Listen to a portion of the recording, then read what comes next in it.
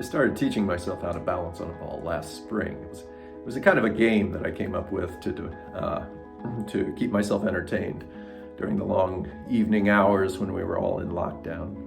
I started fitness paddling a couple of years ago on the Connecticut River, going out in a sea kayak and paddling 5 miles up the river and then paddling back down, and just for exercise. And that eventually led to buying a surf ski, which is a type of open kayak, more of a racing kayak. It's longer and narrower and quite a bit faster than a typical sea kayak. And then last spring, I had bought an even faster, longer, narrower kayak called a Think. It's made by a company called Think. And that kayak is incredibly tippy. It's incredibly tippy. And I was ending up in the water over and over again. And I realized, even though I have some decent core strength, I really needed to develop some serious core stability to be able to paddle that kayak and remain upright. Well, I have a physio ball at home, one of these large exercise balls. So I brought it out and cleared a little space in my living room floor as I was watching the news, and just started teaching myself how to sit upright on the ball, how to maintain a balanced position, my feet off the floor, and simply just moving on the ball.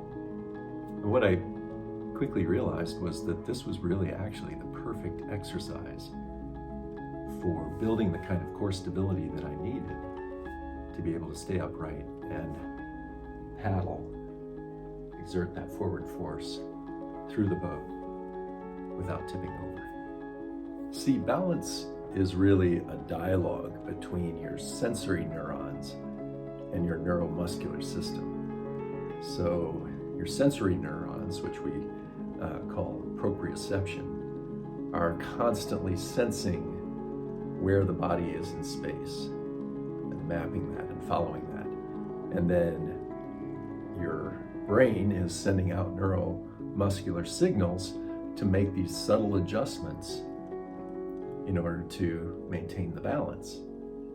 And when you're doing that, when you're teaching your body to do that at a kind of granular level through your torso, through your core, you're building this stable, responsive movement center of the body, which then can support movement from the upper body to the lower body to the upper body. It supports the body in moving from a stable, centered place, leading to greater efficiency, more power, more strength, and more confidence in movement. So when I was thinking about what to name my training practice, I thought, well, maybe balancing on a ball.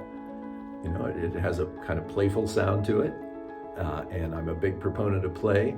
Play is a kind of way of exploring movement and engaging the body, and at the same time, it incorporates and utilizes the kind of proprioceptive neuromuscular system and feedback that I think is a really critical component of movement training.